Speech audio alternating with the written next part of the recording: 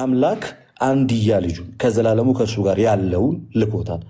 አምላክ ሰው ከመሆኑ በፊት ወይም ቃል ስጋ ከመሆኑ በፊት ምንድን ነበር ስንል በመለኮታዊ ማንነቱ ከእግዚአብሔር ጋር ሲኖር የነበረ ነው። ለዚህ ማስረጃ ዮሐንስ ወንጌል ምዕራፍ 1 ቁጥር 18 እግዚአብሔርን ማንም ያየው የለም አለ። በእቅፉ ያለ አንድያ ልጁ እርሱ ተረከው ይላል።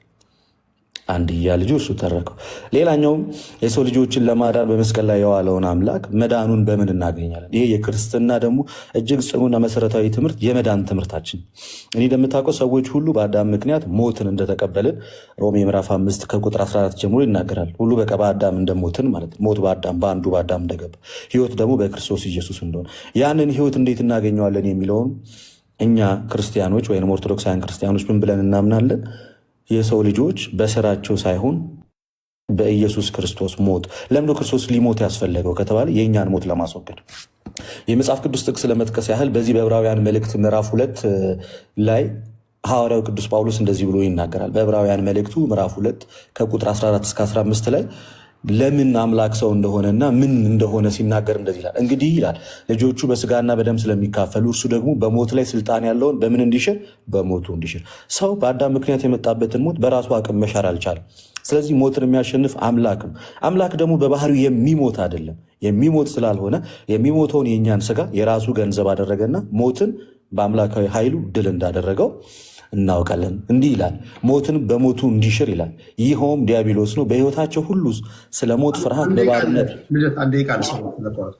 ታሰሩት የነበሩትን ነፃ እንዲያወጣ በስጋና በደም እንዲሁ ተካፈለ ይላል። ቀጣዩን ዮሐድ ስለሚቀጥለው ምንም ችግር ሶ ጠቅላላ ስናደርገው የክርስትና ትምህርት እግዚአብሔር አምላክ ያለና የሚኖር ከዘላለሙ ያለ ከዛ ደግሞ የጠፋውን የሰው ልጅ ለማዳን በስጋ የተገለጠ አምላክ ያም በስጋ የተገለጠ አምላክ ዓለምን ያዳነ ያንን ድነት ደግሞ የሰው ልጆች ተካፍለው በክርስቶስ ኢየሱስ አምኖ በአብ በወልድ በመንፈስ ቅዱስም ተጠምቀው የእግዚአብሔር ልጆች የሚሆኑበትና የልጅነት ስልጣን ተቀብለው እግዚአብሔርን አባት ብለው የሚያምኑበት እምነት ነው። ባጭሩ ልክ ሮሜ ምዕራፍ 8 ቁጥር 17 ላይ አባ አባ ብለን የምንጮህበትን ልጅነትን መንፈስ እንደተቀበለን እና ልጆች ከሆንን ደግሞ ወራሾችም ጭምር እንደሆነ ይነግረናል።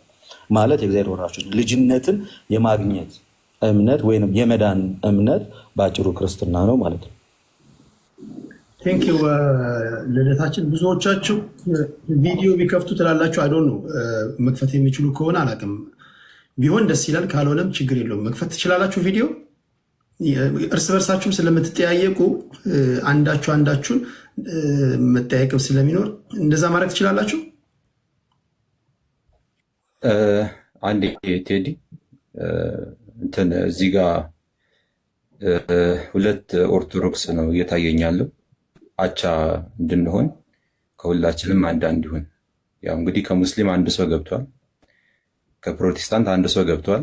ኦርቶዶክስ ግን ሁለት ነው ያለው። ለሁለቱም ደግሞ 8 ደቂቃ ከተሰጠ ፌር አይደለም። ኦኬ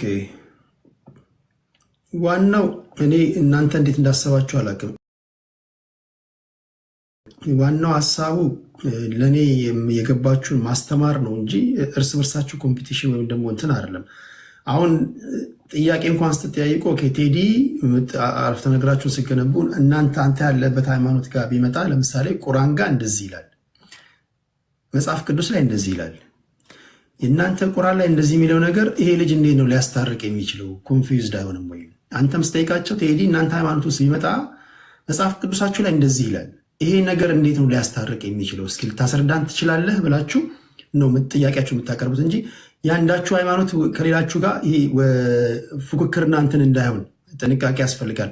በተረፈ ግን ሁለት መሆን አለብን ከሁላችንም እምነት ተከታዮች። ለአንዱ 18 ደቂቃ ለሌሎቻችን 9 ደቂቃ ከሆነ ፌር አይደለም ካላችሁ ሁለት ጨምራለሁ በእናንተ ጥቆማ። እኔ አይዶን አላቃቸውም። ስለማላቃቸው ወይ በኮመንት እያነበብኩኝ ነው አስገባውና ልክ ልደት ዮሐድን አስገባው እንዳለ አንተ የምጠቁመው ካለ ኤፍሬምም የሚጠቁመው ካለ አንዳንድ ሰው አስገባለሁ። ቪዲዮ ግን ትችላላችሁ። ካልቻላችሁ ምትሶኬ ግን ትችሉ አሪፍ ነው።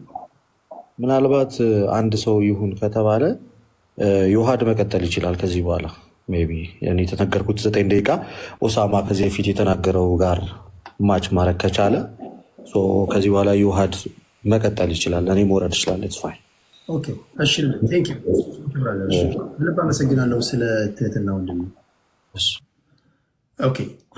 ቪዲዮ ማብራት ትችላላችሁ ያላችሁት ኤፊ ዩሃድ እና ኦስማ አሁን ፌር ነው ብዬ አስባለሁ። ሚዛናዊ ነው እንዴት ነው ቴዲ? እኔ ካሜራ ማብራት እችላለሁ ግን ስታንድ የለኝም። ኦፊስ ነው ያለሁት አንፎርቹኔትሊ እና በእጅ መያዝ ነው የሚሆነው። እንትን ማሳየው ነገር ስለሚኖር ላፕቶፕ ምናምን ከፍታለሁ ግን ስታንድ የለኝም። ለዛ ነው ቴዲ። መክፈቴ ግን አይቀርም። ይሄ ሶስተኛ ቀናችን ነው። አራተኛ አምስተኛ ቀን ላይ እንደዛ እያደረግን እንሄዳለን። ለጊዜው ግን በዚህ አድምጧቸው። በቃ የግድ ቪዲዮ አብሩ እያላችሁ እንትን አትበሉ። አሁን ፌር ነው። ስለዚህ ከሶስት እምነቶች ነው ያለው። ሌላ እምነት ተከታይ እዚህ ላይ ብዙ መጨመር አስፈላጊ ነው ብዬ አላስብም። ካቶሊክ እና የሐዋርያት እምነት ተከታዮች ናቸው ጥያቄ እያቀረባችሁ ያላችሁት። ዋቄ ፈናንም ለምንድን ነው ማታሳትፈው ብላችኋል። እሱንም እንደዚሁ ለማሳተፍ ሙከራ እናድርጋለን። ለጊዜው ግን በእነዚህ ወንድሞች እንቀጥል። ዮሐድ 9 ደቂቃ አለ ወንድሜ።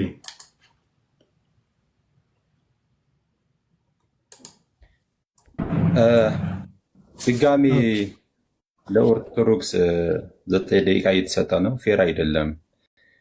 ኤፍሬም ነው መቀጠል ያለበት። ኤፍሬም ፕሮቴስታንት ነው መሰለኝ። ኤፍሬም ከዛ የዮሐዳ አካሄዱ ደስ ስለወጣ እንትን ብሎብኝ ነው። እሺ ኤፊ 9 ደቂቃ አለ ወንድሜ።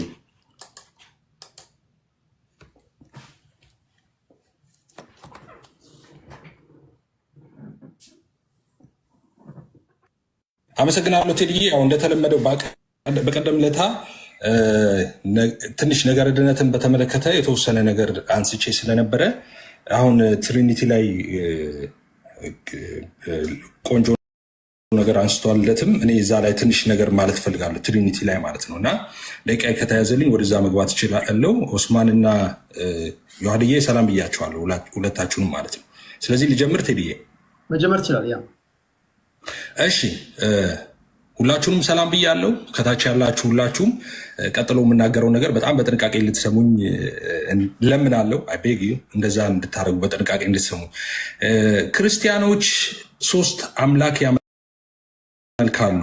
ክርስቲያኖች 3 አምላክ ነው የሚያመልኩት። በተደጋጋሚ ትሪኒቴሪያን ያልሆኑ ወይም ከትሪኒቲ ውጭ ከስላሴ አማንያን ውጭ ያሉ ሰዎች ስላሴን በተመለከተ ብዙ ጊዜ ሚስ ሪፕሬዘንት ያደርጋሉ ክርስትናን 3 አምላክ እንደምናመልክ ወይም ትራይቲዝም እንደሆነ የኛ የስላሴ መሰረት እንደዛ ያወራሉ፣ እንደዛ ይናገራሉ። ግን በፍጹም እኛ 3 አምላክ አምልከን አናውቅም። 3 አምላክ እናምልክም ብንል 3 አምላክ የለም፣ ኤግዚስትም አያደርግም 3 አምላክ።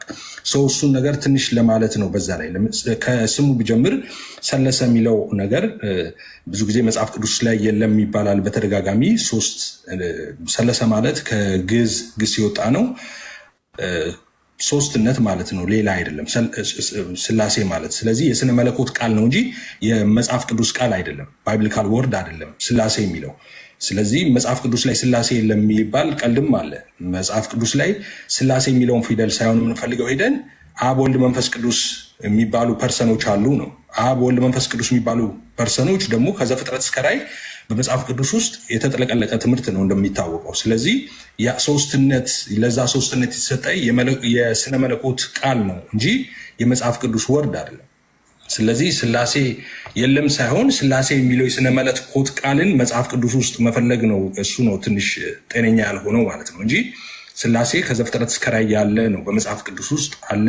ስላሴ ግን ማለት ሶስትነት ነው። ስትፈልግ ሄደ የምትፈልገው ሶስትነት የሚለውን ነው የምትፈልገው እንጂ ያን ልዩ ሶስትነትን ነው የምትፈልገው፣ እሱን ነው እንጂ ስላሴ የሚለውን ፊደል ሄደ ፈልገ ስላሴ ለመጽሐፍ ቅዱስ ላይ ማለት ቀልድ ነው። ስላሴ የሚባል እንደ አብ እንደ ወልድ እንደ መንፈስ ቅዱስ ፐርሰን የሆነ አራተኛ አካል የለም።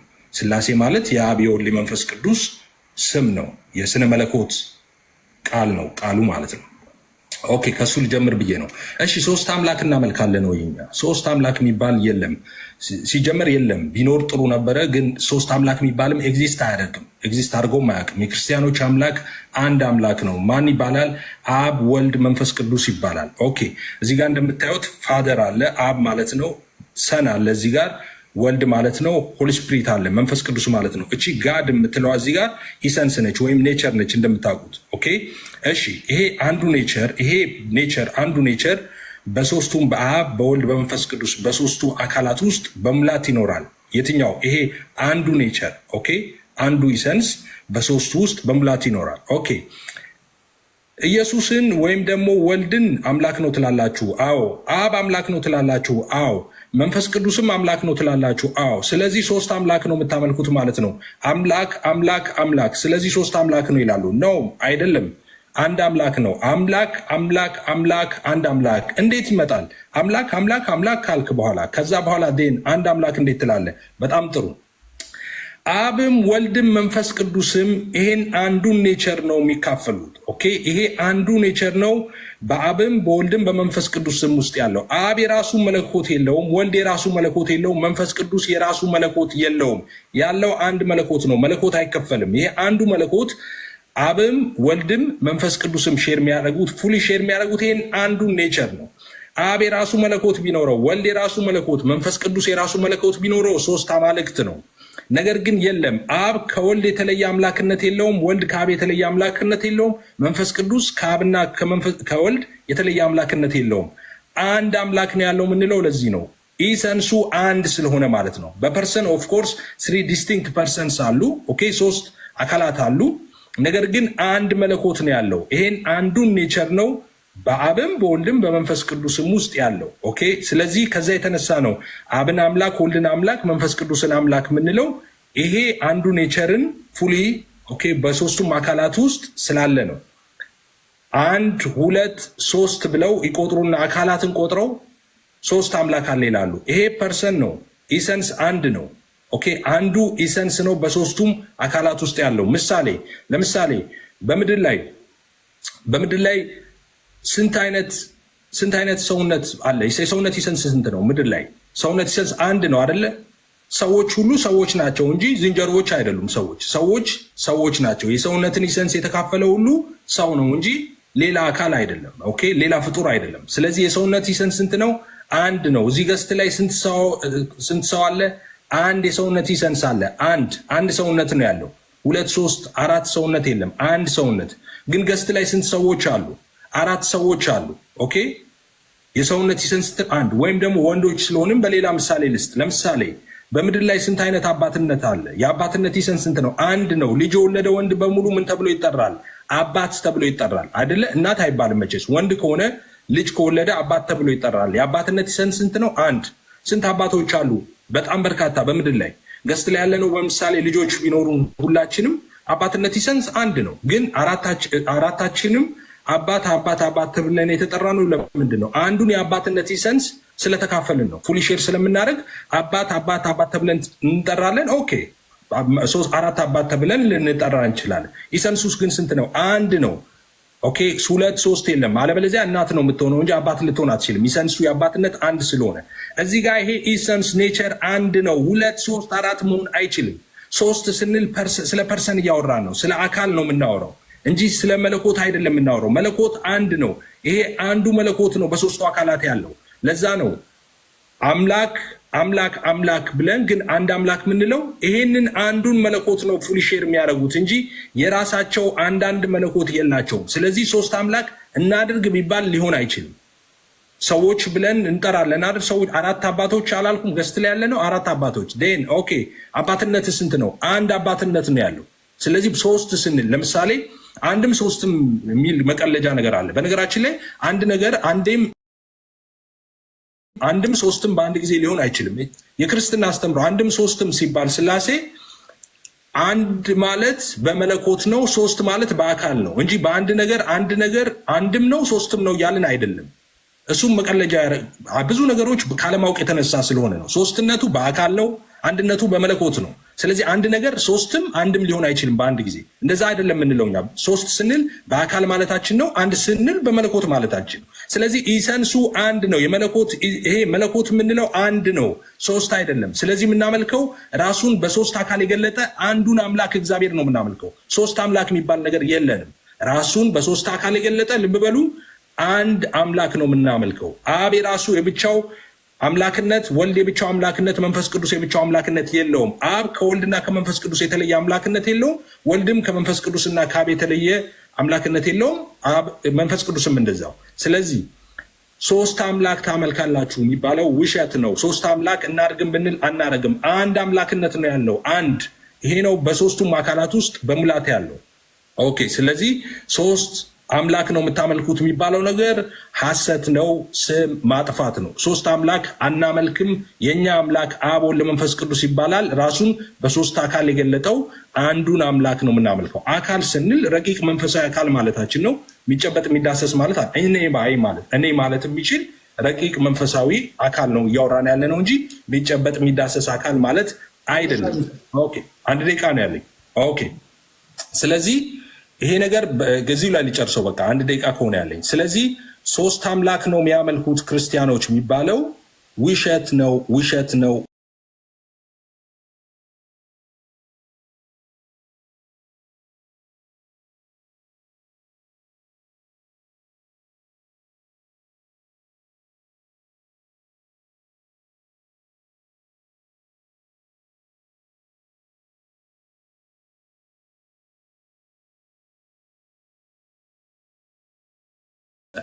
ይሄ አንድ ነው በሶስቱም አካላት ውስጥ በሙላት ያለው እንጂ አብ የራሱ መለኮት፣ ወልድ የራሱ መንፈስ ቅዱስ የራሱ መለኮት የለውም። አመሰግናለሁ ቴዲ። ዮሐድ ንጉስ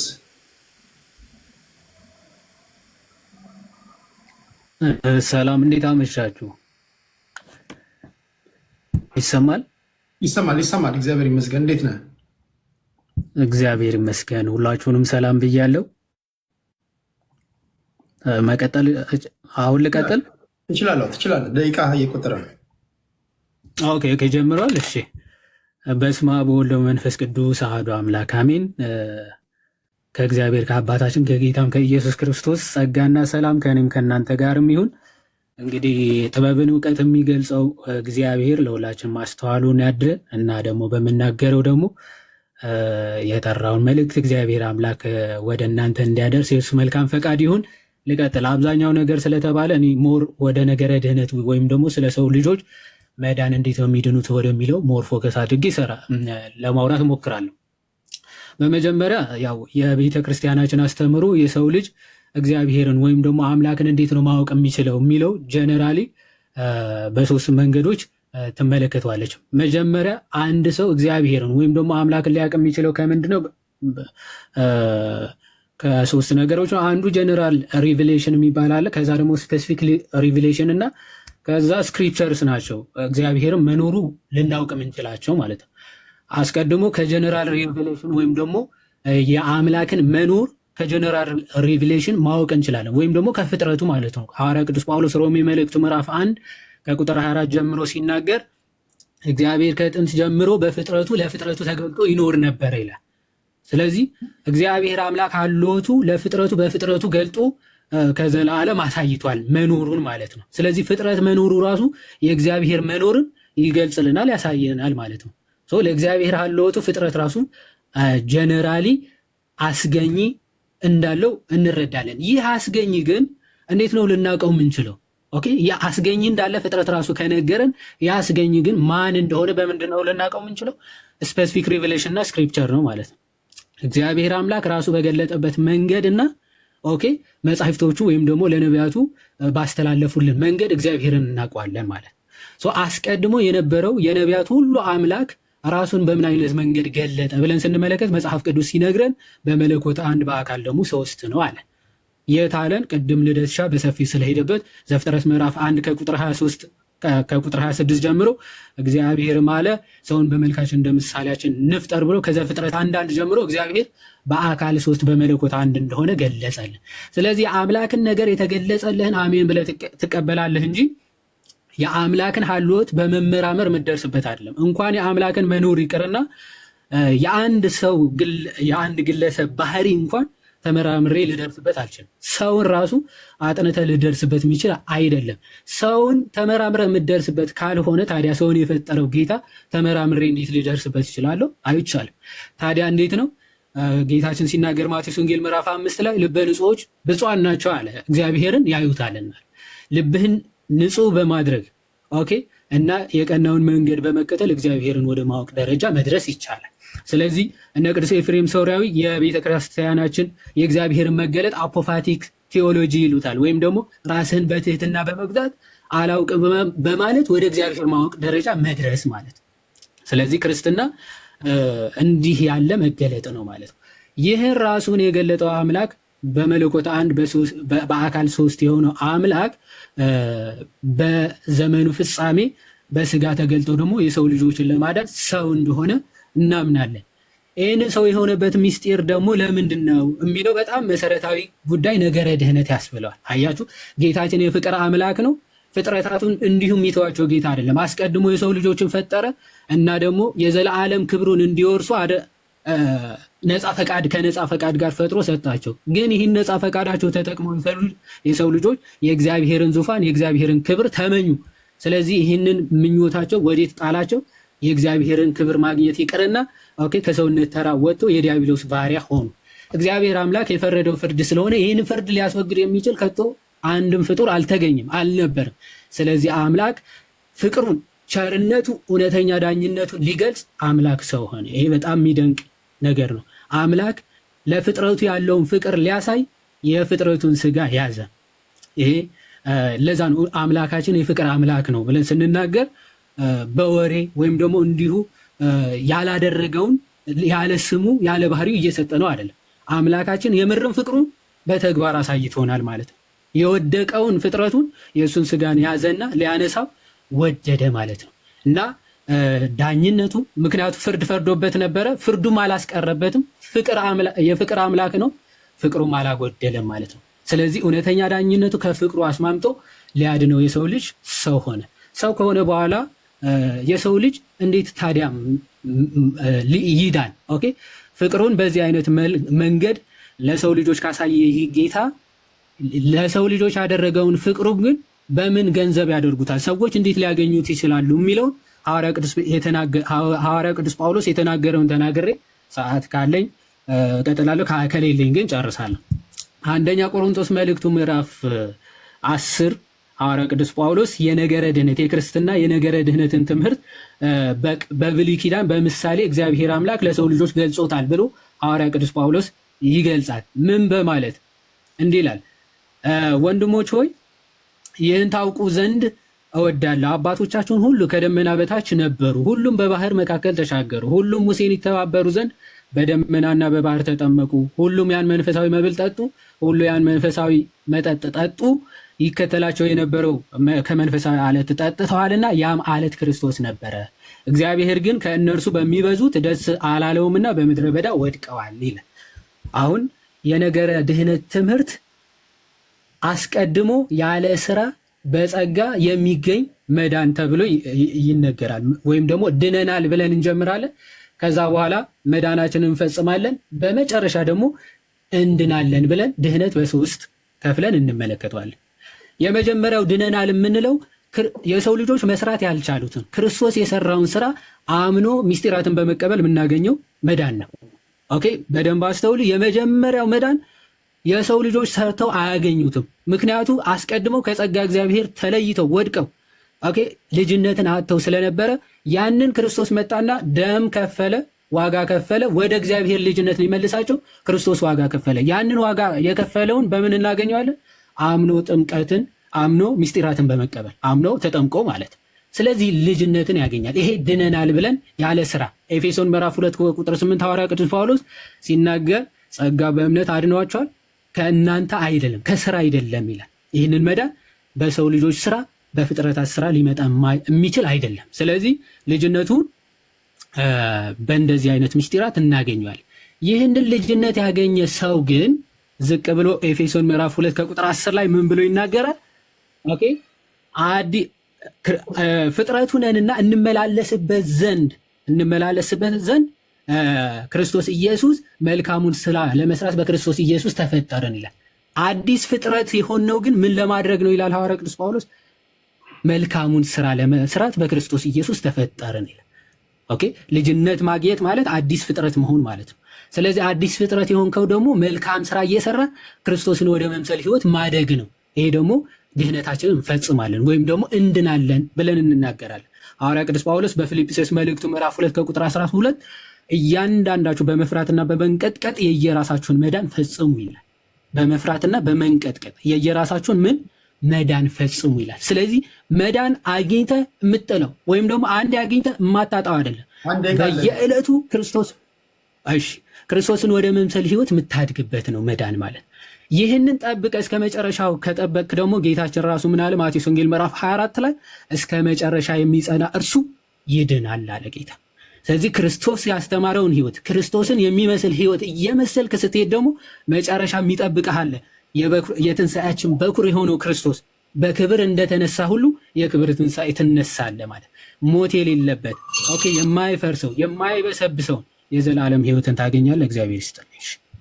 ከልብ አመሰግናለሁ። እሺ ወደ ኦስማን እንመጣለን። አሁን እንዴት እንደሚዳን ሶስቱም ነግረውናል፣ እንደየእምነቶቻቸው እንደየዶክትሪኖቻቸው።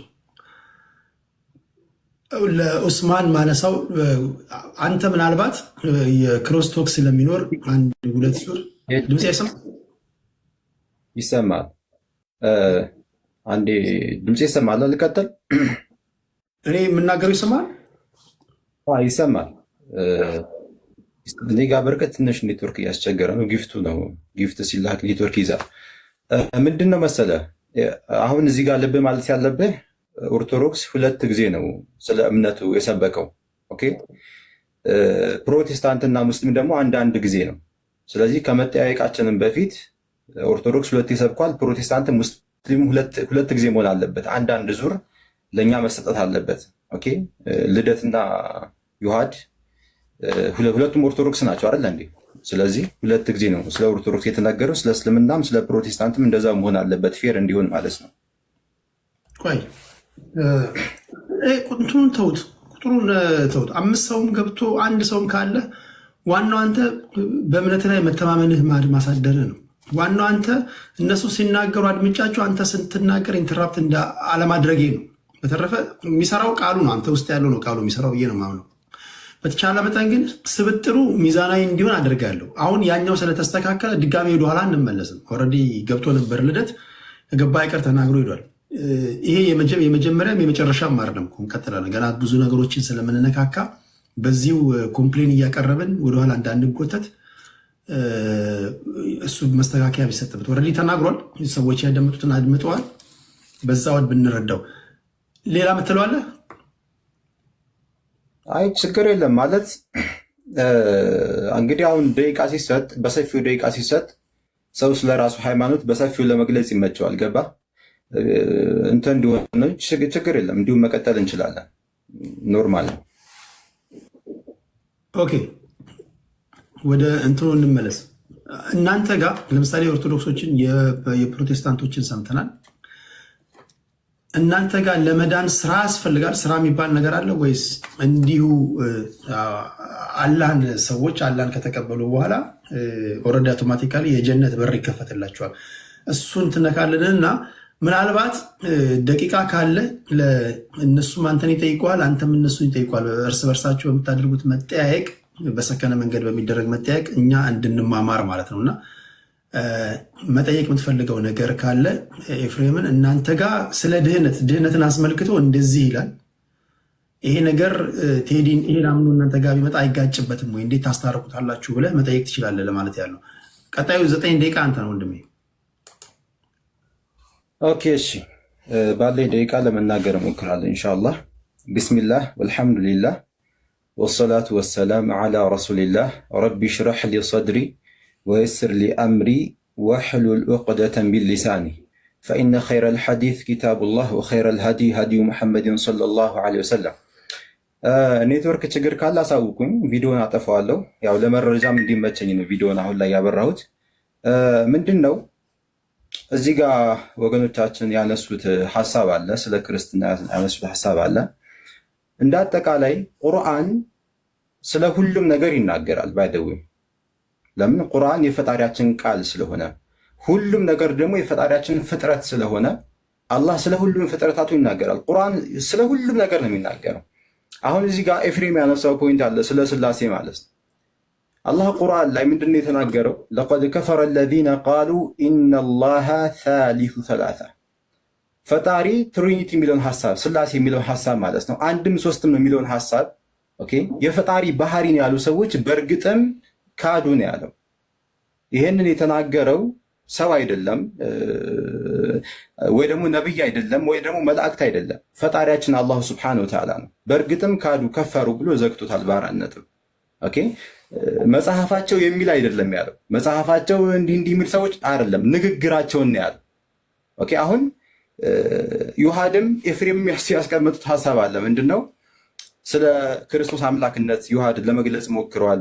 ኤፍሬምም እንደዚሁ ስለ ስላሴ ለመግለጽ ሞክረዋል። ባይዘው ኤፍሬም ከዚህ በፊትም አይቼዋለሁ በዋይት ቦርድ ምናምን ነገር ለማስረዳት ይሞክራል።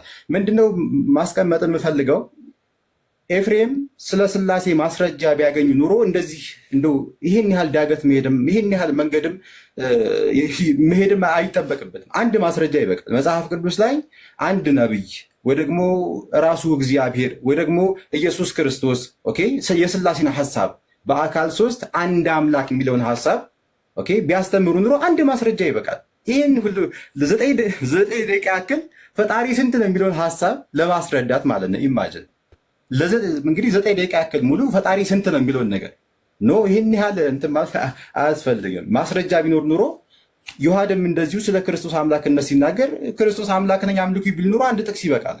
እናም ወደ ሌላ ሀሳብ ይሄድ ነበር፣ በሌላ ፖይንት ላይ ያወራ ነበር። አሁን ፈጣሪያችን አላህ ቁርአን ላይ ሲናገር በሱረቱል ኢኽላስ ምዕራፍ 112 ላይ ቁል ሁወ አላሁ አሐድ ብሎ ይናገራል። እሱ አላህ አንድ ነው፣ አለቀ። እዚህ ገብቶ እዚህ ወጥ አንድ ነው። በቃ የሚዋጥልን ይሄ ነው። መለኮት አንድ ነው። ስላሴ ላይ ከመጣን አማልክት ወደሚለው ነው የምንሄደው። አብ አለ፣ ወልድ አለ፣ መንፈስ ቅዱስ አለ። ኦኬ አብ ራሱን የቻለ አምላክ ነው። ወልድ ራሱን የቻለ አምላክ ነው። መንፈስ ቅዱስ ራሱን የቻለ አምላክ ነው። ቅድም ኤፍሬም ምን አለ? አማልክት ማለት አይቻልም፣ አንድ አምላክ ነው። እንዴት ሊሆን ይችላል? አሁን ኤፍሬም እያለ ያለው ምንድነው? 3 ብርቱካን ይዞ ነው እኔ አንድ ብርቱካን ነው ያስኩት እያለ ነው ባጭሩ ማለት ነው። ኦኬ እንደዚህ 3 ብርቱካን ለህዝቡ እያሳየ እናንተ ሙስሊሞች 3 ብርቱካን አትበሉ፣ እኔ ያስኩት አንድ ብርቱካን። ይሄ ነው በቃ ባጭሩ። ኦኬ ስለ ይሄ ነው። ሌላው ደግሞ ምንድነው? አሁን ቅድም እንዳልኩት አንድም መጽሐፍ ቅዱስ ላይ አንድም ነብይ እግዚአብሔር መሆን አላስተማረም። ስለ ስላሴ በአካል 3 አንድ አምላክ ራሱ ኢየሱስ ክርስቶስ ለራሱ ይህን ትምህርት አልሰጠም። እንደውም እንኳን መለኮት ነኝ ሊል ይቅርና ከስላሴዎቹ አንድ ነኝ ብሎ እንኳን ሊያስተምር ይቅርና ቸር መምህር ወይ እንኳን ሲሉ ስለምን ቸር ትለኛለህ? ከአንዱ አምላክ በስተቀር ቸር የለም ይላል። አምላክ የተባለው የስላሴ አካል የተባለው ኢየሱስ ክርስቶስ አይደለም አምላክ ሊባል ይቅርና ቸር መምህር ወይ እንኳን እያሉ ሲጠሩት ስለምን ቸር ትለኛለህ? ከአንዱ አምላክ በቀር ቸር የለም እያለ ይመልሳል። ኦኬ አምላክ የተባለው ኢየሱስ እንኳን ማለት ነው። ስለዚህ ቁርአንም ይህንን ያስቀመጠው ለቀድ ከፈረ አለዚነ ቃሉ ኢነላሃ ሳሊሱ ሰላሳ ኢነላሃ ሁወል መሲሑ ብኑ መርየም። ሁለቱም በተከታታይ ሱረቱል ማኢዳ ምዕራፍ 5 ላይ ማለት ነው። መጀመሪያ ላይ ምን አለ? ስላሴ ትሪኒቲ አንድም ሶስትም ነው መለኮት ያሉ ሰዎች በእርግጥም ካዱ አለ። ትክክል፣ ማስረጃ የለውም። እንደው መጽሐፋቸው መለኮታዊ ቃል እንኳን ይሁን እንኳን ቢባል መጽሐፍ ቅዱስ ያልተበረዘ ትክክለኛ ቅዱስ መጽሐፍ ነው ብንል እንኳን ስላሴን ፕሩቭ የሚያደርግ አይደለም መጽሐፉ ብንል እንኳን ማለት ነው። ግን ወደ መጽሐፉም ከመጣን ጸሐፊው ማን ነው ብንል አይታወቅም። ኦኬ ብዙ መሰረታዊ ችግሮች እናገኛለን። ስለዚህ ይሄ ነው። በመቀጠልም ሁወል መሲሕ ብኑ መርየም የመርየም ልጅ ዒሳ ወይ ደግሞ ኢየሱስ አምላክ ነው ፈጣሪ ያሉ ሰዎች በእርግጥም ካዱ እያለ የክርስትናን ሐሳብ ቁርአን ትክክል እንዳልሆነ ይገልጻል ማለት ነው። ቅድም እንደነገርኩ ቁርአን መለኮታዊ ቃል ነው። ስለ ሁሉም ነገር ይናገራል፣ የፈጣሪ ቃል ስለሆነ ማለት ነው። ኦኬ አሁን ላይ በመካከላችን ላይ ስለምንከራከረው ነገር ሁሉ ፈጣሪያችን አላህ ይሄ እንዲህ ነው ብሎ ያስቀምጥልናል ማለት ነው፣ ግልጽ የሆነውን መንገድ። ስለዚህ ይሄ ነው ስለ እስልምና ካነሳን ቅድም የጀመርኩት ፖይንት ላይ ማለት ነው። በአጠቃላይ ነብያቶች ሙስሊሞች ናቸው። ዛሬ ላይ እኛ ሙስሊሞች እየኖርን ያለንን እስልምናን ከዚህ በፊት የነበሩ ነብያቶች ሲኖሩት የነበረውን እስልምና ነው። ሌላ አዲስ አይደለም። ነቢዩ መሐመድ መጤ አይደለም ይዞ የመጡት። አላሁ ስብሐነሁ ወተዓላ በሱረቱ ነሕል ላይ እንዲህ በማለት ይናገራል። ሱረቱ ነሕልን ስንመለከት ምዕራፍ 16 ማለት ነው። ኢነ ኢብራሂም አለ። እንግዲህ አብርሃም ሲባል ክርስቲያኖችም አይሁዶችም ያውቁታል፣ የነቢያቶች አባት ነው። ኦኬ ኢብራሂም እኮ አለ ፈጣሪያችን አላህ ካነ ነበረ ኡመተን ቃኒተን ሊላህ ለፈጣሪው ለአላህ እጅ የሰጠ ቀጥ ያለ ሙስሊም ነበር። ሐኒፈን ወለም የኩን ሚነል ሙሽሪኪን ከአጋሪዎችም አልነበረም፣ ለአንዱ ፈጣሪ ታዛዥ ነበር አለ። ሻኪረን ሊአንዑሚህ ፈጣሪውም ለዋለለት ጸጋ መስጋኝ ነው። ኢጅተባሁ ወህዳሁ ኢላ ሲራጢን ሙስተቂም ፈጣሪውም አላህ ወደ ቀጥተኛው መንገድ መረዋልና ወአተይናሁ ፊ ዱንያ ሐሰና ወኢነሁ ፊል አኺረቲ ለሚነ ሷሊሒን አለና ሱመ አውሐይና ያ ሙሐመድ ወደ አንተ ቁርአንን አወረድን አለ ኢለይክ አኒተቢዕ ሚለተ ኢብራሂም የአብርሃምን መንገድ ታስቀጥል ዘንድ። አየህ አይደለ? ቁርአን የወረደበት ምንድነው? አዲስ መጤ የሆነ ሃይማኖት ልትመሰርት ምናምን ነገር አይደለም። የአብርሃምን መንገድ ታስቀጥል ዘንድ ወደ አንተ ቁርአንን አወረድን። የአብርሃም መንገድ ምንድን ነበር? መለኮት በአካል ሶስት አንድ አምላክ የሚል ነው አይደለም። ስላሴ የሚባል አስተምሮ አያውቅም። መጽሐፍ ቅዱስ ላይ እስኪ ካለ አምጡልኝ። የትኛውም ነቢይ ስለ ስላሴ አልሰበከም። የትኛውም ነቢይ ኢየሱስ ክርስቶስ ስለ ስላሴ አላስተማር። ስለዚህ ኢብራሂም የስላሴ እምነት ተከታይ ሳይሆን ስላሴን የሚቀበል አይደለም። ስላሴ የሚቀበል ከሆነ ክርስቲያን ነው ማለት ነው። ግን በጭራሽ የስላሴ ሀሳብ ለራ አላስተማር መጽሐፍ ቅዱስ ላይ እንኳን ብንመለከት። ስለዚህ አንዱን አምላክ የማምለክ ስራ ነበር ኢብራሂም የሚሰራው፣ የሚሰብከውም ወደዛ ነው።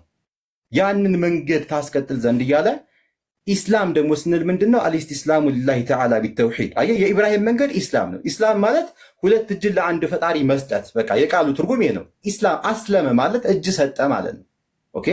ስለዚህ እጅ መስጠት ለአንድ ፈጣሪ እጅ መስጠት ማለት የኢብራሂም መንገድ ነው። አሁን እንደነገረን አምላኩን አላህን እሺ የሚል የሚታዘዝ ነበር እያለ አሁን ያነበብነው አንቀጽ ላይ ይናገራል። ስለዚህ ይህንን መንገድ ያስቀጥል ዘንድ ቁርአን እናወረድን እያለ ይናገራል። ስለዚህ አሁን ደቂቃ እያለቀ ነው መሰለኝ። ስለ እስልምና ከተባለ ያው ቅድምም ስለ አርካኑል ኢስላም ዘርዝረናል፣ ስለ መሰረታዊ ትምህርቶች ማለት ነው። አንድ ደቂቃ ነው ያለኝ። እንደ ጥያቄ ማቀርበው ምንድነው በስተመጨረሻ ኤፍሬም ባለ ጊዜ ስለ ስላሴ መጽሐፍ ቅዱስ ላይ ከፍተህ መጀመሪያ ከእግዚአብሔር እንጀምር። እግዚአብሔር ከብሉይ ኪዳን ጀምሮ ስለ ስላሴ በአካል ሶስት አንድ አምላክ የሚለውን አስተምሮ ቅድም ያስተማርከውን ማለት ነው። አእምሮም ባይቀበለው ማለት ነው። ለምን ሶስት ብርቱካን አንድ ብርቱካን የሚለውን አእምሮ አይቀበለው። ስለዚህ እንደው እንዲህም እንዳለ ሆኖ ማለት ነው በአካል ሶስት አንድ አምላክ የሚለውን አስተምሮ እግዚአብሔር ካስተማረ አምጣልኝ። እግዚአብሔር ካላስተማረ ወደ ነብያቶች እንምጣ። እነ ሙሴ እነ ዳዊት ኦኬ ካስተማሩ አምጣልኝ።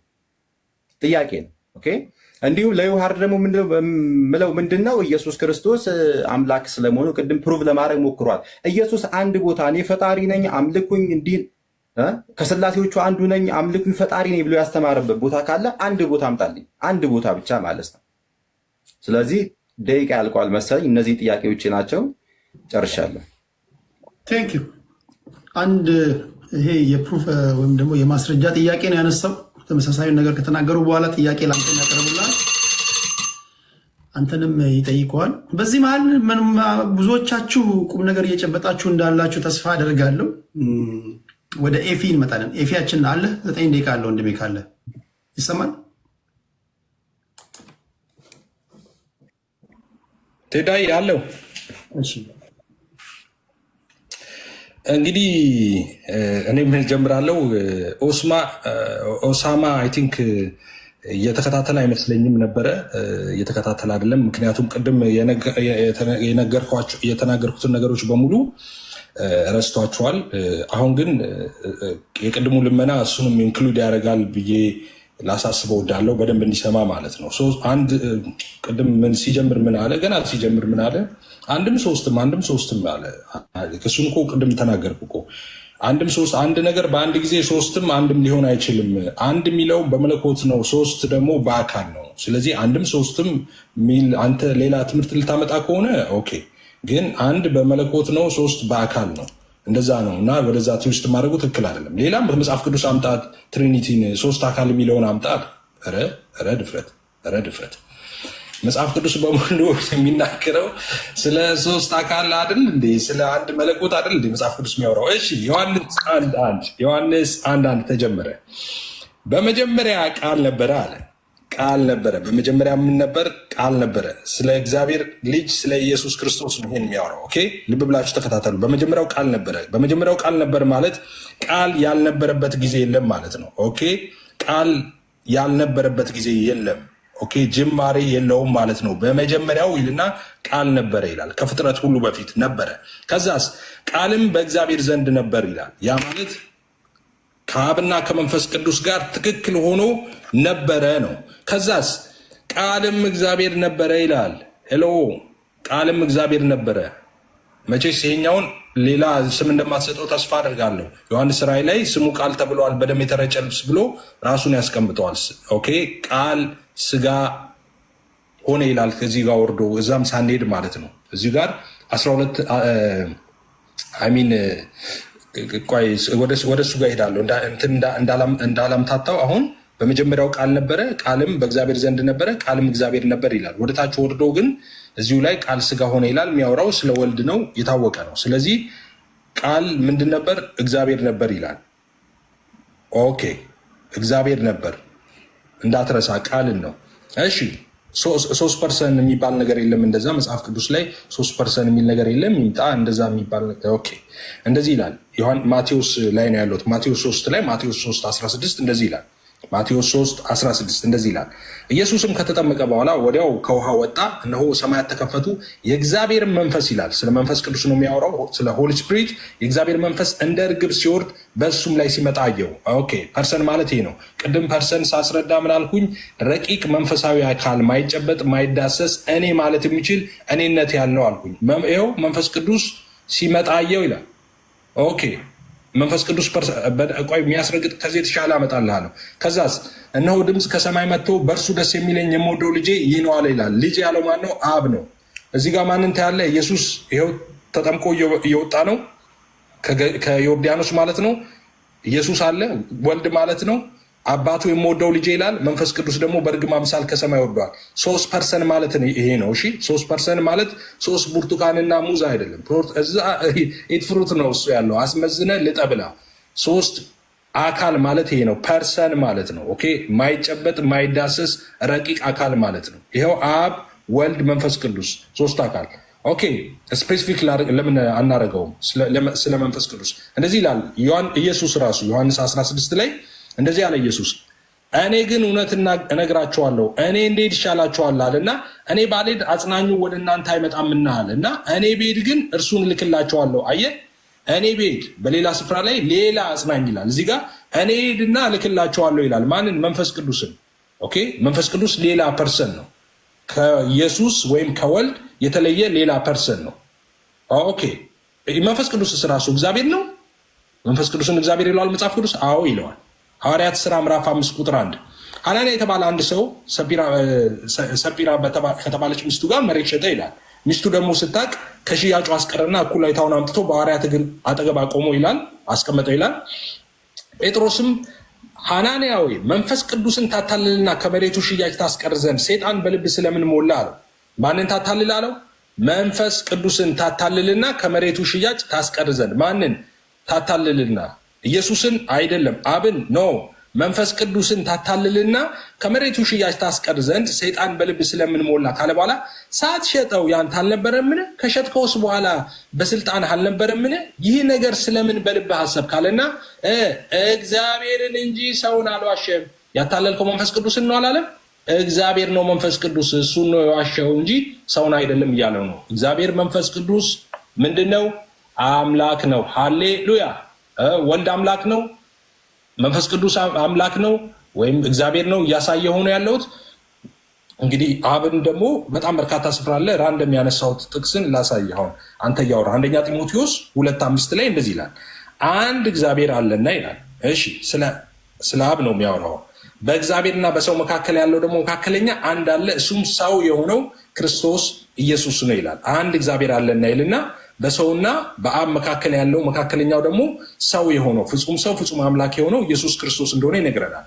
አብ እግዚአብሔር ነው፣ ወልድ እግዚአብሔር ነው፣ መንፈስ ቅዱስ እግዚአብሔር ነው። ቅድም እንዳሳየው አንድ እግዚአብሔር አለ። ኦኬ ብርቱካንና ሙዝ አይደለም። ስለ ኢሰንስ ነበር ቅድም ሳውራ የነበረው። ስለ አንድ እግዚአብሔር ነው የምናመልከው። ሶስት አምላክ የሚሉ ሰዎች አሉ። የሶስት አምላክ ናፍቆት ይዟቸው ነው። እኛ የምናመልከው አንድ አምላክ እግዚአብሔር ነው። ሶስት አምላክ የሚባል ኤግዚስት አያደርግም። በምድር ቢሆን በሰማይ ቢሆን ተፈጥሮ ምናልባት የፈጠራችሁት ካለ ምናልባት ብትሰጡን ተመራምረን ወደፊት መማሪያ ማስተማሪያ ልናደርገው እንችላለን። እናንተ የፈጠራችሁት ካለ እኛ ሶስት አምላክ አምልከን አናውቅም፣ ልናመልክም አንችልም። የምናመልከው ስንት አምላክ ነው? አንድ አምላክ አብ፣ ወልድ፣ መንፈስ ቅዱስ አንድ አምላክ ነው። ኔቸር አንድ ነው። ይሄ መለኮት በሶስቱም ውስጥ ያለው አንዱ ይሄ መለኮት ነው። አብ የራሱ አምላክነት የለውም፣ ወልድ የራሱ አምላክነት የለውም፣ መንፈስ ቅዱስ የራሱ አምላክነት። የአብ አምላክነት ከወልድና ከመንፈስ ቅዱስ የተለየ አይደለም። የወልድም አምላክነት ከአብና ከመንፈስ ቅዱስ የተለየ አይደለም። የመንፈስ ቅዱስ አምላክነት ከአብና ከወልድ የተለየ አይደለም። ራሱን በሶስት አካል የገለጠው አንዱን አምላክ ነው የምናመልከው እኛ። አንድ አምላክ። እስራኤሎች ስማ አምላክ እግዚአብሔር አንድ ነው አለው። እግዚአብሔር ስንት ነው?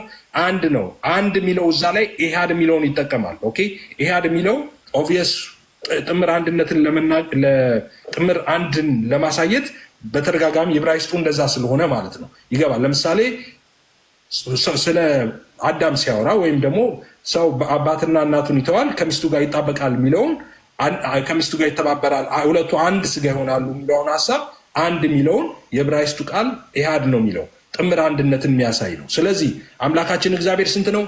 አንድ ነው። አብ ወልድ መንፈስ ቅዱስ አንድ አምላክ። ሶስት አምላክ አናውቅም እኛ። ሶስት አምላክ የሚባልም የለም፣ ኤግዚስትም አያደርግም። አንድ አምላክ ነው ያለው፣ እሱም የእኛ የክርስቲያኖች አምላክ ነው።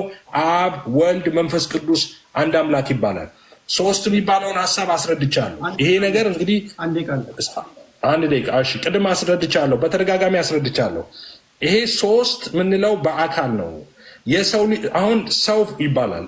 የሰው ፍጠር እያልክ ታወራለህ ቴዲ። ይሄ የሰው ፍጡር፣ ይሄ ሰው ልጅ እያልክ ታወራለህ። የምታወራው እንደዛ ስትል ስለ ኢሰንስ እያወራህ ነው፣ አንድ አድርገህ ስታወራ ማለት ነው። ኦኬ በአካልስ ቢሊየንስ አይደለን እንዴ ሰዎች? ኦኬ በአካል በጣም በርካቶች ነን፣ ግን የሰውነት ኢሰንስ ስንት ነው? አንድ ነው። ሰው ማለት እኮ የሰው ፍጥረት እኮ እያልክ ታወራለህ። አካል ስትል ነው ሶስት ምትለው እንጂ መለኮት አንድ ነው፣ አምላክ አንድ ነው፣ ሶስት አምላክ የለም። ስለዚህ ብርቱካኖቹን እየላጥን እየበላን፣ ነገር ግን ኢሰንስ ላይ ትኩረት እናድርግ። ኢሰንስ ላይ ትኩረትና ኔቸር ላይ ትኩረት እናድርግ። ኦኬ አብ ወልድ መንፈስ ቅዱስ አንድ አምላክ ነው። አንድ መለኮት እንጂ ሶስት መለኮት የለም። ሶስት መለኮት ቢኖር ነበር ሶስት አምላክ የሚሆነው። ሶስት መለኮት በሌለበት አብ የራሱ ወልድ የራሱ መንፈስ ቅዱስ የራሱ መለኮት በሌለበት ሁኔታ ሶስት አምላክ ሊሆን አይችልም። አመሰግናለሁ። ጥያቄ የለህም ለኦስማን ከድህነት ጋር ተያይዞ? ከሌለ ወደ ዮሐድ እንሄዳለን። ዮሐድ 9 ደቂቃ አለ። ኦኬ ልጀምር። ኦኬ እሺ ቴንኪዩ። ኦኬ ወንድማችን ኦሳማ የቁርአኑን ስህተት ድጋሚ መሳሳቱ በጣም አስገርሞኛል እውነት ለመናገር።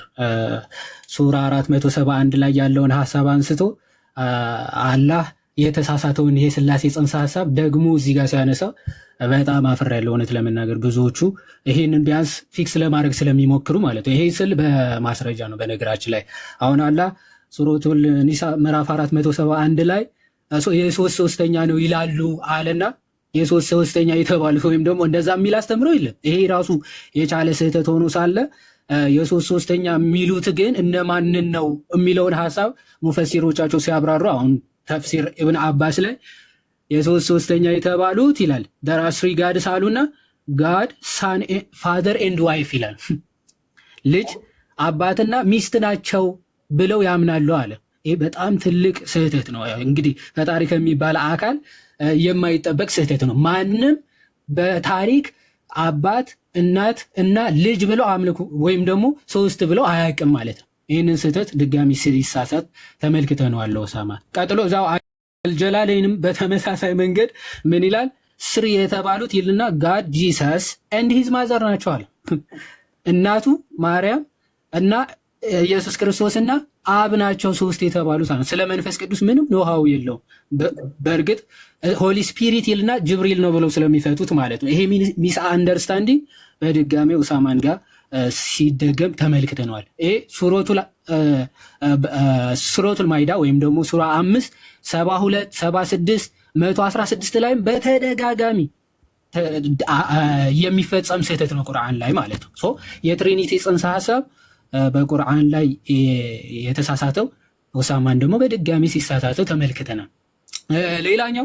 ሌላኛው ስህተት በጣም የሚገርመው ማለት ነው በታሪክም የማይገኝ ጭራሽ የማይገኝ ታሪካዊ ስህተት ሱራ 9:30 ላይ የሚገኝ ነው። አይሁዶች ዑዘይር የአላህ ልጅ ነው ብለው ያመልካሉ ይላል ቁርአን። ይህ በጣም ትልቅ ስህተት ነው። በታሪክ አንድም አይሁዳዊ ዑዘይር የሚባል የአላህ ልጅ አለ እሱን እናመልካለን ብለው አያውቁም በጭራሽ ማለት ነው። ይህንን ስህተት ቁርአን ላይ አቅፈን ይዘን ቁርአን የፈጣሪ ቃል ነው ለማለት በጣም ይከብዳል። ባይዘው ይሄ በአውተንቲክ በሆኑ ሐዲሶችም መጨረሻ በትንሣኤ ቀን አይሁዶች ይጠሩና ይቀሰቀሱና ይላል ማንን ነበር የምታመልኩት ተብለው ሲጠየቁ ዑዘይር የሚባል የአላህ ልጅን ነበር የምናመልከው ይላሉ ይላል። እኔ እንደው በታሪክ አሁን ኦሳማ ይህንን እንደ ጥያቄ ትይዝልኛለህ። በታሪክ ለናሙና ከአይሁዶች መካከል ዑዘይር የሚባል የአላህ ልጅ አምላክ ነው ብለው ያመልኩ እንደነበር አንድ ለናሙና ማስረጃ ትሰጠናለህ ብዬ ተስፋ አደርጋለሁ። ወደ ስላሴ ጽንሰ ሐሳብ ልምጣና በእስልምና ባይዘው አንድ አምላክ አለ ይባላል እንጂ አንድ አካል የሚባል ትምህርት በቁርአን ጭራሽ ሽታው የለም። አንድ አካል የሚባል ትምህርት በቁርአን የለም፣ ሊያመጡ አይችሉም። በአንጻሩ ግን አላህ ራሱ ከአንድ በላይ መሆኑን ማሳየት ይቻላል ማለት አንድ አካልነት በአካል ነው እያልኩ ያሉት። ኦኬ አንድ አምላክ ነው ምናምን የሚሉ ሊገኙ ይችላል። አንድ አካል ነው የሚል ግን ለናሙና ያክል አንድ ማስረጃ ሊያመጡ አይችሉም። ሱረቱል ኢኽላስ 112ኛ ምዕራፍ ሲጠቅስ ነበር ባይዘው አሃድ ነው የሚለው። ኦኬ አሃድ የሚለው ዩኒቲ ኦፍ ዋን ማለት ነው። ኦኬ የብዝሃነት አንድነት እንጂ ኦንሊ ዋን የሚለውን የሚያሳይ ጥቅስ አይደለም። እዛው ዝቅ ብሎ አላሁ ሰመድ የሚል ነገር አለ። አልወለደም አልተወለደም ይላል። አይወልድም አይወለድም ግን አይልም። በአንጻሩ ግን በቁርአን በተለያዩ ስፍራዎች አላህ ራሱ ብዝሃነት እንዳለው ሲናገር ለምሳሌ ሱራ 7:21 ላይ እንዲህ ብሎ ይናገራል። ኦኬ ሶሪ ሱራ 17 ማለት ነው። ሱራ 17:21 ላይ እንዲህ ብሎ ይናገራል። እሺ ምን አለ? ሚስትን ወይም ደግሞ ልጅን በሻን ኖሮ ከራሳችን እንይዝ ነበር ይላል። ኦኬ ሚስት ወይም ደግሞ መጫወቻን በፈለግን ኖሮ ከራሳችን ምን እናደርግ ነበር ይላል? እንይዘው ነበር ይላል። ሱራ 21:17 ላይ መጫወቻን ወይም ደግሞ ሚስትን ልጅን ልንይዝ በሻን ኖሮ ከእኛ ዘንድ በያዝነው ነበር ይላል። አሁን ከእኛ እያለ እየተናገረ ያለው አምላክ ነው ማለት። ለምንድን ነው እኛ እያለ እየተናገረ ያለው? አሁን ሙስሊሞች ሚስ ኢንተርፕሪት ያደርጉታል። አይ ራሱን ለማክበር ፈልጎ ነው። እሺ እኔ ሲልስ ራሱን እያዋረደ ሲያዋርድ ነው እኔ የሚለው። ኦኬ እኛ ብሎ ሲናገር ትመለከተዋለህ። ብዙ ቦታዎች እኛ እንዲህ አደረግን ከመንፈሳችን ነፋን ይላል። አደምን ስንፈጥረው ከመንፈሳችን ነፋንበት ይላል። መንፈሳችን እያለ ያለው አንድ አካል ነው። እንዴት እኛ ሊል ይችላል አንድ አካል? ኦኬ በተቃራኒ በሙስሊሞች ቁርአን ራሱ አንክሪኤትድ ቢንግ ነው ብለው ነው የሚያምኑት። ያልተፈጠረ አካል ወይም ያልተፈጠረ ነገር ነው ብለው ያምናሉ። ይህ ቁርአን ግን በመጨረሻ ቀን ሰው መስሎ ይመጣል። ኦኬ ቁርአን ራሱ ሰው መስሎ ይመጣል። ማስረጃ ሱናን ኢብን ማጃህ በደንብ አስተውሉ። ሱናን ኢብን ማጃህ ሱራ 37:81 ላይ ምናልባት ማስረጃ መክፈት ያስፈልጋል። ኦፍ ኮርስ አዎ ያስፈልጋል። ምናልባት ደቂቃዬ ለመጠቀም ያክል ማስረጃ መክፈት ያስፈልጋል። ሱናን ኢብን ማጃህ 37:81 ላይ ምን ይላል? the Quran will come on the day of resurrection በቂያማ ቀን በትንሣኤ ቀን ይመጣል። ቁርአን ፍጡር ነው? ፍጡር አይደለም። በሙስሊሞች አስተምሮ ፍጡር ከሆነ ኦሳማ ይነግረናል ማለት። ይህ ፍጡር ያልሆነው ቁርአን በቂያማ ቀን በትንሣኤ ቀን ምን ሆኖ ይመጣል ይላል? ላይክ ኤ ፔል ማን ይላል። ኦኬ ልክ እንደ ድሃ እንደ ተቸገረ ሰው መስሎ ይመጣል ይላል ቁርአን። ስለዚህ የሚመጣው ቁርአን ያ ያልተፈጠረው ቁርአን ፍጡር ነው? ፍጡር ካልሆነ ፍጡር ያልሆነ ሁለተኛ አካል በትንሣኤ ቀን ይመጣልሃል። ምን ይላል? I am the one that kept you awake at night and made you rested during the day ይላል። በቀን እንድትጠሙ በሌሊት እንድትነቁ የማደርጋችሁ የነበርኩት እኔ ነኝ ይላችኋል ሙስሊሞችን ማለት። እንዲህ ፐርሰን ያለው ሁለተኛ አካል በቁርአን ላይ እናገኛለን። ሶስተኛ አካል ሩሐል ቅዱስ የሚባል አለ በቁርአን ላይ። ሩሐል ቅዱስ ወደ መርየም የመጣ አካል ነው እና ጌታ ተብሎ ተጠርቷል። ይህ ሩሐል ቅዱስ ፍጡር ለመሆኑ አንድ ከቁርአን ለናሙና አንድ ማስረጃ ሊሰጠን አይችልም። ኦኬ በብራኬት የጨማመራችሁት አይደለም። በብራኬት የጨመራችሁትን ትታችሁ በቁርአን ላይ ሩሐል ቅዱስ የተባለው ጅብሪል ነው የሚል ለናሙና አንድ ማስረጃ ሊያመጡ አይችሉም። ስለዚህ በእስልምና ራሱ 1% የሚለው ትምህርት በጭራሽ በኋላ ላይ ፋብሪኬት የተደረገ ትምህርት ነው። ተውሂድ የሚለውን ትምህርት በኋላ ላይ የመጣ የሰው ፍልስፍና ነው። ተውሂድ የሚለው አስተምሮ ማለት ባይዘወይ ተውሂድ ማለት ራሱ በቁርአን ላይ ቃሉ የለም። በኋላ ላይ ግን ሙስሊሞች ፋብሪኬት ያደረጉት ቃል ነው። ግን ፋብሪኬት ቢያደርጉትም ተውሂድ ማለት ዩኒፊኬሽን ማለት ነው። ኦንሊ ዋን ማለት አይደል፣ ውህደት ማለት ነው። ኦኬ አላህ ውህድ ነው። የማንና የማን ውህድ የሚለው ማስረጃ በኋላ ላይ ይሰጡናል ብዬ አስባለሁ። አሁን ዲቴይል ሌሎች አስተምሮቶች በነገረ ድህነት ባይዘወይ ምንም ሊነካ አልቻለም ወንድማችን። ለምንድነው ሊነካ ያልቻለው? በእስልምና ነገረ ድህነት የሚባል ትምህርት የለም። ወይ ተወስኖብህ ትድናለህ ወይ ደግሞ ተወስኖብህ ይፈረድብሃል ማለት ነው። የሙስሊሞች ወደዚህ ዓለም መምጣት ራሱ የአላህ ቅድመ ውሳኔ ነው እንጂ በአዳም ፐርሰናል ጥፋት የመጣ አይደለም። ማስረጃ ሰሒህ አልቡኻሪ 3409 ላይ ኦኬ ምን ይላል? አደምና ሙሳ እርስ በርሳቸው አርጊው ያደረጉ ይላል። እርስ በርሳቸው ተከራከሩ። ምን ብለው? በአንተ ምክንያት ነው በአዳም ጥፋት ምክንያት ነው ከገነት የተባረር ነው ብሎ ማን? ሙሴ አደምን ይወቅሰዋል። ኦኬ ሲወቅሰው ግን አዳም ምን ብሎ መለሰ? አዎ ትክክል፣ በእኔ ጥፋት ነው የወጣ ነው አለ አላለ? አላህ ከመፈጠሬ ከ40 ዓመት በፊት የወሰነብኝ ውሳኔ ነው አለ። ይኸው የሚታያችሁ ከሆነ ምን አለ? yet you blame me for a thing which had already been written in my fate before my creation ከመፈጠሬ ከ40 ዓመት በፊት በአላህ የተወሰነብኝ ውሳኔ ነው፣ ስለምን ትወቅሰኛለህ እኔን አለ። በአሱ ጥፋት ራሱ አይደለም አዳም ከገነት የተባረረው ፐርፐዝሊ በአላህ ውሳኔ ነው። ስለዚህ በቃ አይሺ በአላህ በራሱ ውሳኔ ነው ማለት ነው። የመጨረሻ የጠየቀኝን ጥያቄ ልመልስ። በጣም ብዙ ማስረጃዎችን ልሰጥ እችላለሁ። ባይዘው የክርስቶስ አምላክነት በመጽሐፍ ቅዱስ በመድኃኔዓለም ሼም ይዞኝ ነው ራሱ ዝም ያልኩት ማለት ነው። ራእይ ምዕራፍ 1 ከቁጥር 8 ላይ ያው ክርስቶስ ራሱ ያለና የነበረ የሚመጣ ሁሉን የሚገዛ ጌታ አምላክ አልፋና ኦሜጋ እኔ ነኝ አለ። ይህ ብቻ ነው? አንደኛ ዮሐንስ ምዕራፍ 5 ከቁጥር 20 ምን ተብሎ ተገለጸ? ስለ ጌታችን የእግዚአብሔር ልጅ የሆነው እንደመጣ እውነተኛውም የሆነው እናውቅ ዘንድ ልቦናን እንደሰጠን እናውቃለን አለ። እውነተኛውም በሆነ በእርሱ አለን ካለ በኋላ እርሱም ልጁ ኢየሱስ ክርስቶስ ነው። እርሱም እውነተኛ አምላክና የዘላለም ሕይወት ነው። አሜን። ቴንኪው። እሺ አሁን እንደዚህ ነው የሚሆነው የመጨረሻ